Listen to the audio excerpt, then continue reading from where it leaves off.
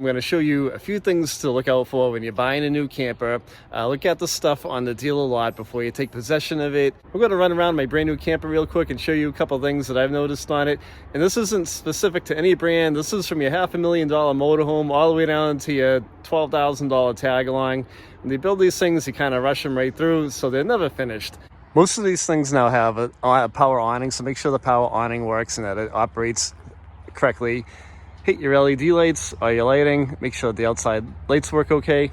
When you're doing your walk around, make sure everything is connected, right? Make sure the battery is all connected, that there's a battery in it. There should be. All the wiring looks good. Nothing's hanging down or loose. That's kind of common. One thing that jumped out at me here is the waste pipe for a wash machine hookup inside the camper. This is a little loose, so we're going to secure this down a little bit better, probably with like another screw up here. The manufacturer should have threw one in there. We're not going to travel around with this thing, but I want to secure it a little bit better so it's not wobbly like that, so it's something else to take a look for. So if you have a black tank cleaner, here is my inlet for mine. It's one of the things they didn't check at the dealership. I wish I had, but it isn't working, so I've got to fix this. It could be like a check valve installed incorrectly or something that's not right with it. Tried to troubleshoot it, but have them at the dealership. You know, if you have a tank cleaner that power washes inside your tank, have them hook it up, make sure it operates correctly, and that's another thing that can get you.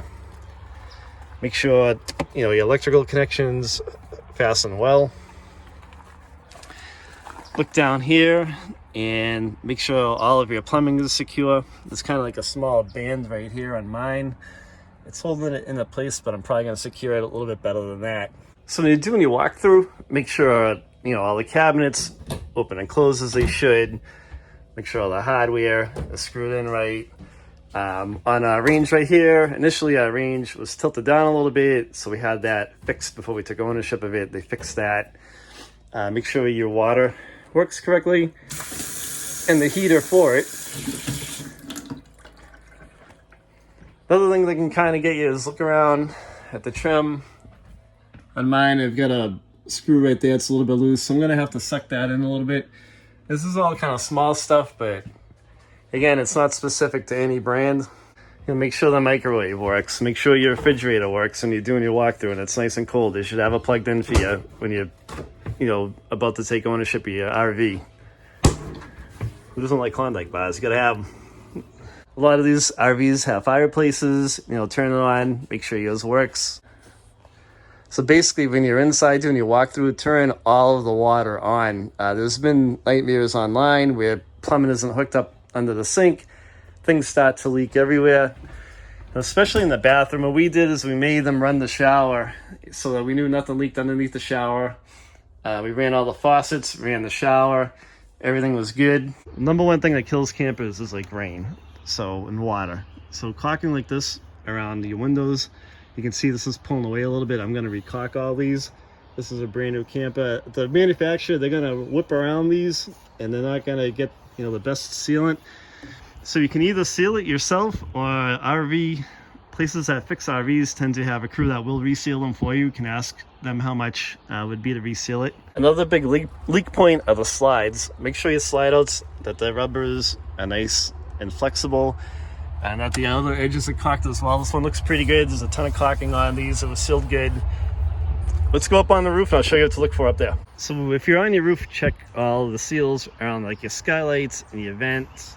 These look pretty good. It really doesn't look like there's any spots that they missed. I kind of looked at them before.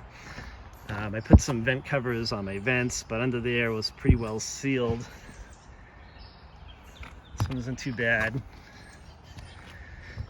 So look also around your roof line. I noticed that the other day a spot, and I'll show you on the roof.